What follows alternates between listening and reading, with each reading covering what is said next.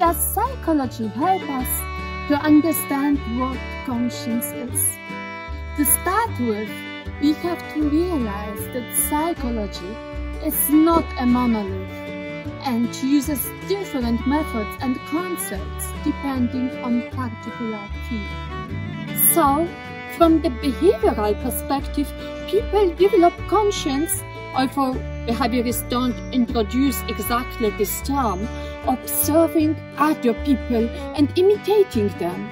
If people behave according to rules which are obligatory, they will be rewarded, and if not, punished. So people actually learn how to behave by observing and learning.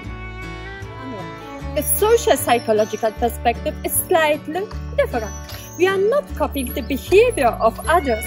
On the other hand, we do try to understand what is expected of us from our particular role in society as mother, chef, employee, child, student, woman, and try to fit in. Usually, we orient ourselves on so-called models represented by people who represent these same roles that we have.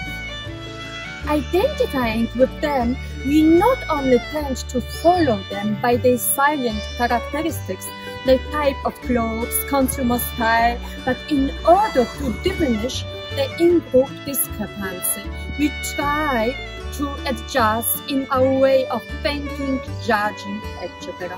So, we learn our conscience by socializing and meeting expectations, but this does not occur through regular punishment mechanisms, but more through processes of identification and a wish to be like others with whom you identify yourselves. Cognitive psychology places the conscience on the level of the moral judgment that the person has reached. So what does this mean?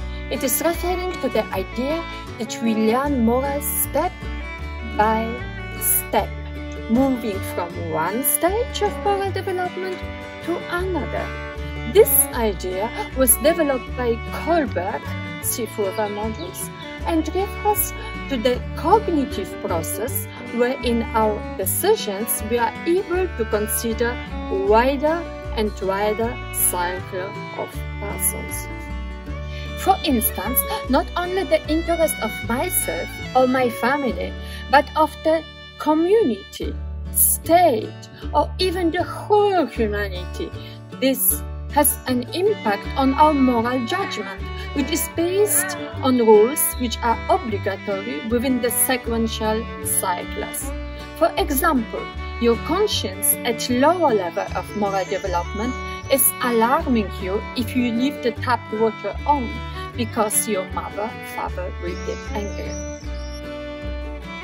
At a higher level of moral development, your conscience will be alarmed because by doing it you have risked flooding the flat and have created a risk for other inhabitants.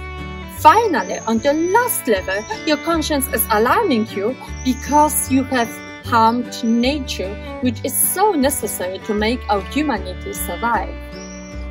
Similarly, developmental psychology assumes that we learn and develop our conscience in stages. However, the focus is here on emotions like empathy. Based on this, we learn what is right and what is wrong, causing harm, making somebody cry.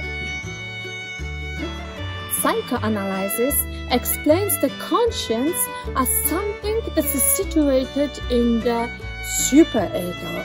It refers to the social context, the expectations from others, norms which are put on you and expect certain behavior of you. They can stay in conflict with other parts of your personality, the id, which is the source of your desires. Actually, in psychoanalysis, a well-developed conscience would be one in which the I should find a way to fly, to respect the expectations coming from outside the society and at the same time to give the id the possibility to satisfy its needs. It is a search for equilibrium, and so a process which is dynamic as a bird which flies. We call the psychoanalytical approach a psychodynamic one, which is changing all through life. So the conscience is neither let by id to satisfy all the desires, nor respecting all its expectations.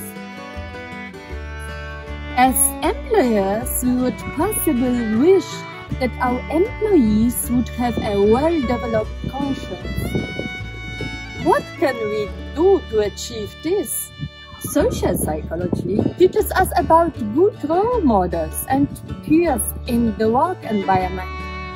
Developmental and cognitive psychology focuses more on the phases of education, whereas the psychodynamic approach focuses on the ways in which employees have the possibility and time to understand what they want and what is expected of them, and how to bring this into union.